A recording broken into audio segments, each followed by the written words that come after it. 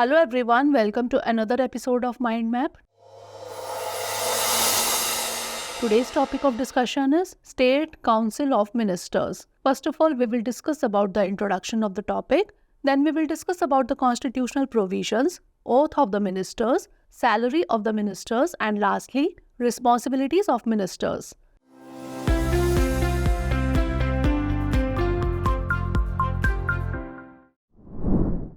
First of all, moving on to the introduction of a topic.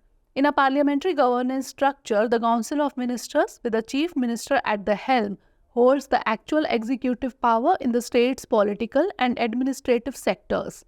This body functions similarly to the central government's equivalent, exhibiting parallel structure and roles within the federal unit. Part 6 of the Constitution deals with the states. Article 152 to 237 deals with various provisions related to states. It covers the executive, legislature, and judiciary wings of the states. Articles 163 to 164 deals with Council of Ministers in the states.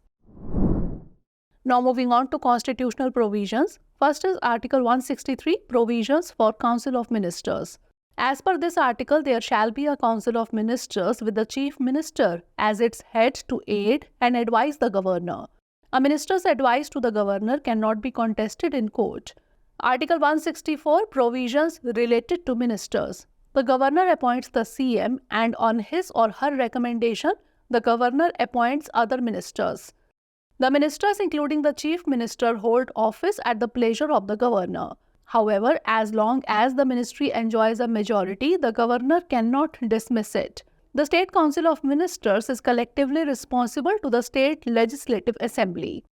Article 166, Conduct of Business. All the executive actions by the state are carried out in the name of the Governor. She or he can make the rules for more convenient transactions of business of the state government and for the allocation of said business among the ministers. She or he can make rules spelling out the way the orders and other instruments executed in his or her name shall be validated. Article 167, Duties of Chief Minister. The Chief Minister is the primary channel of communication between the Governor and the Council of Ministers. In this regard, the Constitution entrusts the Chief Minister with the following duties. All decision of the COM regarding the administration of state affairs and legislative proposals shall be communicated to the Governor of the state. To provide any information regarding the administration of state affairs and legislative proposals that the Governor may call for. Any subject on which a minister has reached a decision but has not been taken into consideration by the Council of Ministers shall be submitted for the consideration of the Council of Ministers if the Governor so requires.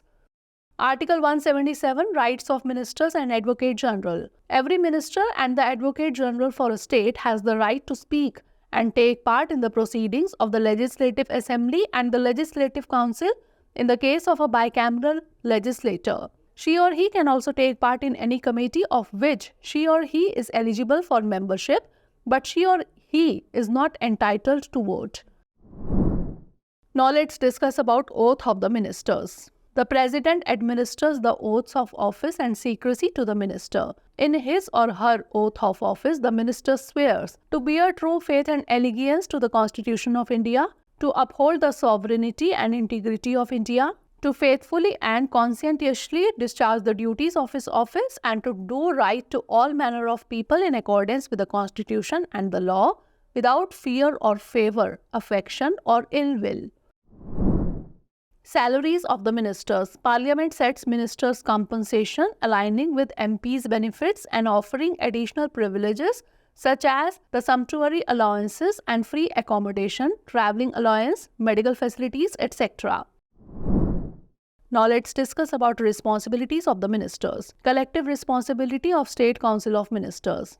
As per Article 163 of the Constitution, the State Council of Ministers is collectively responsible to the State Legislative Assembly. The principle of collective responsibility refers to individual members of the government being held accountable for the actions and decisions of a government.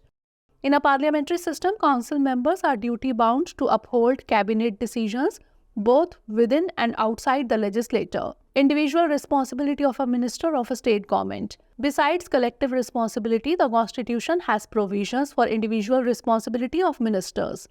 As per Article 164, the Constitution provides that the ministers hold office at the pleasure of the governor. It means the governor can dismiss a minister anytime on the recommendation of the chief minister. Now is the time for practice question. First of all, prelims-based question. Consider the following statements regarding the State Council of Ministers. 1. The Chief Minister shall be appointed by the Governor and the other ministers shall be appointed by the Governor on the advice of the Chief Minister. 2. There shall be a Council of Ministers with the Chief Minister as the head to aid and advise the Governor. 3. The advice tendered by ministers to the Governor shall not be inquired into in any court. How many of the statements given above is or are correct? 1 only, 2 only, 3 only, or none?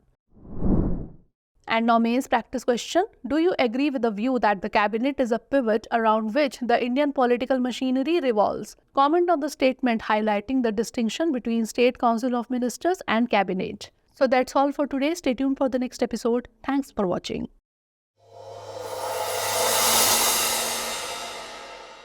For more informative content, like, share and subscribe. And do not forget to press the bell icon to get the notifications.